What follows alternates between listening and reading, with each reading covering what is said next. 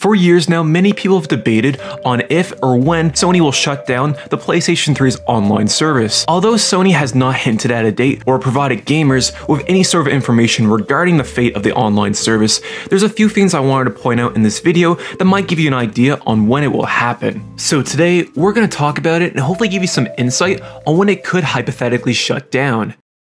Now, this video is made up of both evidence and speculation on my part, as I don't know when Sony will pull the service, nor do I have any sort of insider knowledge. So just keep that in mind while you're watching this video. The earliest examples of Sony showing signs of sunsetting the PlayStation 3 online services was actually back in the year of 2021. In March of this year, Sony announced that they'll be shutting down both the PlayStation 3, PlayStation Vita, and PlayStation Portable stores. At the time, many gamers were surprised by this decision and shared their dissatisfaction online. The backlash of this decision grew so big that only a few weeks later, Sony ended up reverting this decision on both the PlayStation 3 and the PlayStation Vita, while the PlayStation Portable ended up getting shut down instead. Rest in peace. Although you can still buy PlayStation 3 games on the PlayStation Store in 2023, you can only do it using gift cards or fill in your PlayStation wallet. You can't simply put your debit card or credit card or use PayPal anymore. Also, you need to buy games using a web browser on the PlayStation 4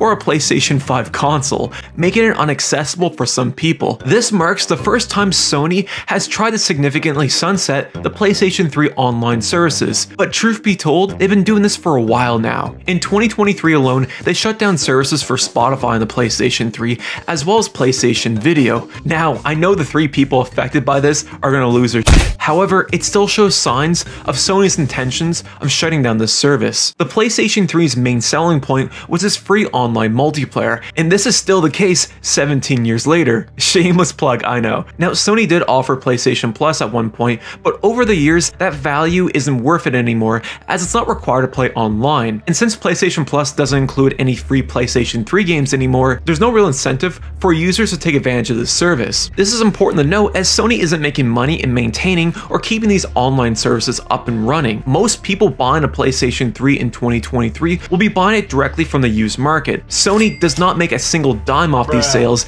as the console is no longer in production or supported as well, further adding a use case for Sony to consider cutting their losses on this console. However, Microsoft, Sony's main competitor, has announced this year that they'll be shutting down the Xbox Live Marketplace on the 360 by mid-2024. In the same press release, they did announce that the 360 online service will remain online past 2024, meaning you can still play Xbox Live on your 360 past 2024, which is not only a massive win for the 360 community, rather it could be seen as an incentive for Sony to follow suit. One could argue that Microsoft has invested heavily in backwards compatibility and it's still profitable for them, as you can still buy 360 games on your Xbox Series S or Series X. The PlayStation 5 in comparison has no backwards compatibility for the PlayStation 3, rather opting to stream PlayStation 3 games instead. Streaming isn't a bad option, don't get me wrong, but pales in comparison versus using actual hardware, as a lot of games run better and you also don't have to deal with issues with latency at least. Another aspect I want to touch base on is the amount of publishers shutting down their legacy online game services. This year alone, we had over 10 games go offline on the PlayStation 3, with titles like the Bad Company series,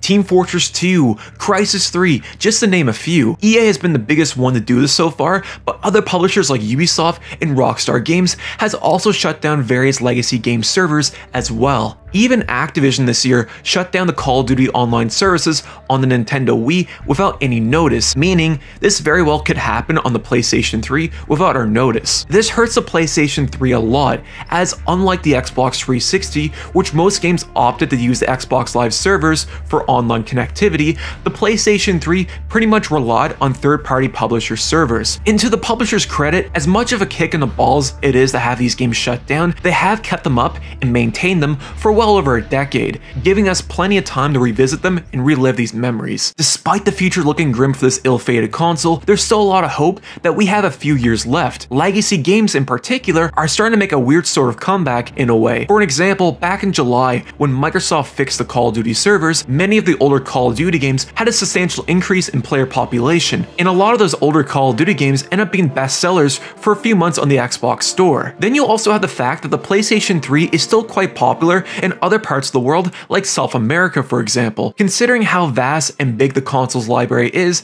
and the amount of PlayStation 3 games that are still online to this day, this console still brings in thousands of people logging in daily, further giving Sony a use case to keeping this online service alive for just a bit longer. Then you have the fact that Sony never made the PlayStation 3 backwards compatible with any other console, meaning the only true way to play this system outside of emulation or streaming is actual hardware. I doubt Sony gives a rat's ass about this factor, but I thought it was worth mentioning at least. Sony wouldn't have to reinvest in R&D or development rather than opt to keeping the PlayStation 3's online services functional instead. We also have the fact that the PlayStation 3 is backed by a very strong community that's been bringing back various offline games and continues to do so. This year alone, we had games like StarHawk, PlayStation Home, and GTA Online all revived thanks to the hard work of these revival teams. This goes to show that the people still truly care about this console and video game preservation, as the amount of time and effort put into reverse engineering older games is very labor and time consuming. These guys are the true backbone of this community and should be commemorated a lot more often. So this begs the question,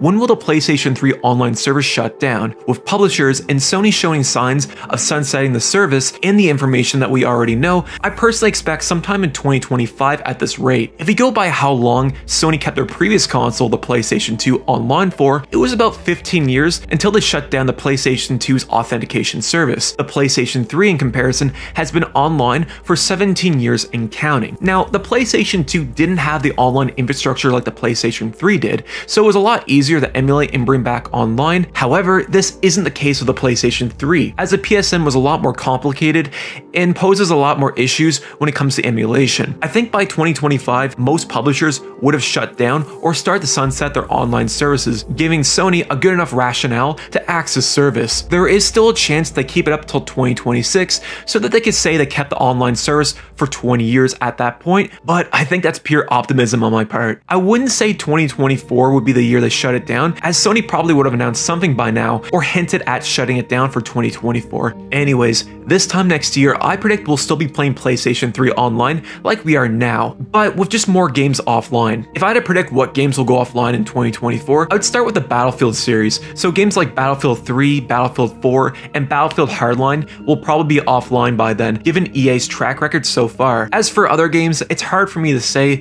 as many other publishers outside of Ubisoft haven't publicly announced anything as of yet, but I wouldn't be surprised if other publishers out of nowhere follow suit. That being said, I think the PlayStation Vita will probably go offline first before the PlayStation 3, as Sony has no real invested interest in that platform anymore, and its player base is much smaller than the PlayStation 3. So what will the PlayStation 3 look like when Sony eventually pulls a plug on the PSN service? Well, we can only speculate at this moment. Let's start with the most obvious things, such as the PSN store, as that will be fully gone, and any games that were released digitally will no longer be accessible nor downloadable. Any title updates for PlayStation 3 games will also be lost and potentially unable to update that said game. Some games that were already revived using private servers could in theory still work, unless the game is required to be logged into PSN beforehand, which could complicate matters and require additional workarounds to get running again. But the most important thing out of all this that will be gone is the memories we had with this console. You see, the PlayStation 3 had a heavy emphasis on online multiplayer during this generation, and a lot of things we took for granted back then will be lost forever. Now, there is hope that one day the PlayStation 3 online services will be revived. However, that task alone is massive, given the complexities and intricacies with the PSN servers. I'm not saying that it's impossible, rather it's probably going to take a few years to get up and running. Take for instance, Insignia on the OG Xbox. See, back in 2010, Microsoft killed the original OG Xbox Live services, leaving it offline for over a decade. 10 years later, and a project known today as Insignia was announced, being a full replacement of the Xbox Live service that shut down a decade prior. 3 years into this project, and they've already revived over 100 plus games and continue to do so to this day. So the point I'm trying to make here, guys, is simply just don't give up hope. As heartbreaking it is to have the PSN shut down, it's very possible that this could be revived one day with the right amount of resources and talent behind it. Now, before I end this video, I want to talk to you guys about the community surrounding the PlayStation 3 and what you can do now before it shuts down, as there's still a lot of things you can do to help this community. The first one being the most important one, that's just playing the PlayStation 3 online while you still can. Even if it's a few times a month or on an odd weekend, the more people playing online, the more of a reason Sony can keep the online services running longer. Also, if you're interested in the PlayStation 3's online community, try getting involved. There's plenty of Discords, subreddits, Facebook communities, etc. dedicated to this console, full of people who are very passionate about the PlayStation 3 and are always setting up community nights and game nights weekly. You can also help the video game preservation community by backing up game data on your PlayStation 3's hard drive. A lot of PlayStation 3 games that were revived were in part thanks to packets of data being captured prior to server shutdowns. You'll be surprised on how useful this data actually is in terms of video game preservation, so if you happen to come across a broken PlayStation 3, instead of just throwing it out to the trash, and look up information on how you can back up that data, as even if it's big or small, it's still very important for development and helps us keep this console alive for decades to come. And my last point is share your PlayStation 3 online experiences on things like social media. Nostalgia is a big trend right now, and the more people sharing memories or talking about online communities in this platform might inspire others to follow suit and relive great memories. Anyways guys, what do you think? Do you think by 2024 it will happen, or do you think the PlayStation 3 has still got a few years left? Let me know in the comments down below.